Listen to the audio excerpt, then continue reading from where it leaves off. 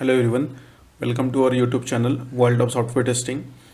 So in our previous lectures we have discussed about the smoke testing and sanity testing concepts.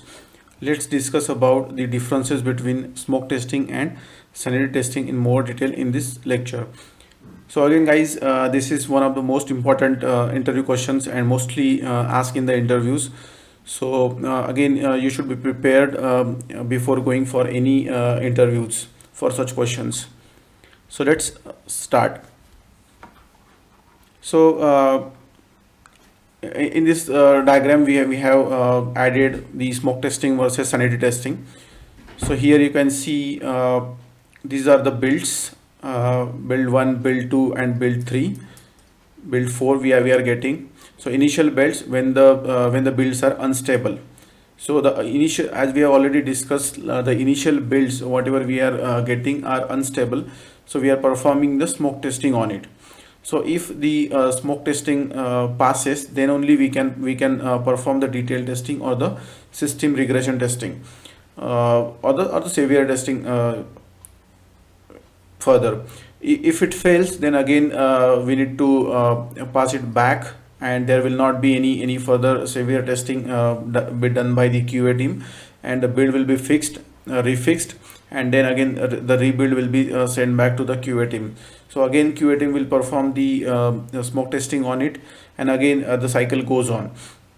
Similarly, once the build gets relatively stable, let's say after the 35th build, let's say the build gets started getting stable, relatively stable, then on that stable builds we perform the sanity testing. So again if the sanity testing passes, then only we can perform the further severe testing, that is the system testing, regression testing and any functional testing. If it fails, then again we can just pass it back, and there will not be any QA severe testing on perform on that particular build. This is the major benefit of using smoke testing and sanity testing. So let's see some of the differences between smoke versus sanity. So the smoke testing is also called as a build verification testing, or the confidence testing, or the basic functionality testing. And sanity testing is also called as a surface level testing. So as we already seen here, we are just checking whether the build is stable or not in case of smoke testing.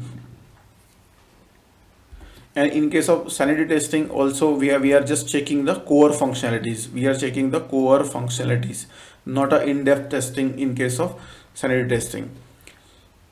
The second is the objective of smoke testing is to verify the stability of the system in order to proceed with a more rigorous testing. So again this is the same thing. We are first checking the stability of the builds in order to proceed for the rigorous testing. If the build gets failed, we are not going to do for further rigorous testing, and if the build passes, then only we can go for the further rigorous testing.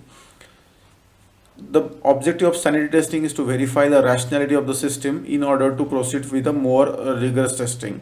So again this is the similar case in case of the smoke testing, just the approaches are different in case of smoke and sanity. The smoke testing is performed to ascertain that the critical functionality of the program is working fine. So let's say if we have defined the login functionality as a critical functionality. So if it's not working, let's say the login functionality is not working, then we are not going to we are not able to will not able to perform any other operations or any other testing on a particular application. So the main goal of smoke testing is to perform the testing to ascertain such critical functionalities of the program is working fine. The sanity testing is performed to check whether the new functionalities or the bugs have been fixed. So this is the use of sanity testing. The smoke testing is performed by developer as well as testers. So this we have all discussed in our smoke testing lecture. And the sanity testing generally performed by the testers only. The smoke testing is a subset of regression testing, and the sanity testing is a subset of acceptance testing. So these are some of the key differences between smoke testing and sanity testing. So thanks for watching this video. Hope you have enjoyed watching it. Please do subscribe our YouTube channel for such more videos. And in our future tutorials, we are going to discuss about some of the important testing types, such as end-to-end testing, gorilla testing, monkey testing. So stay tuned. Thank you so much.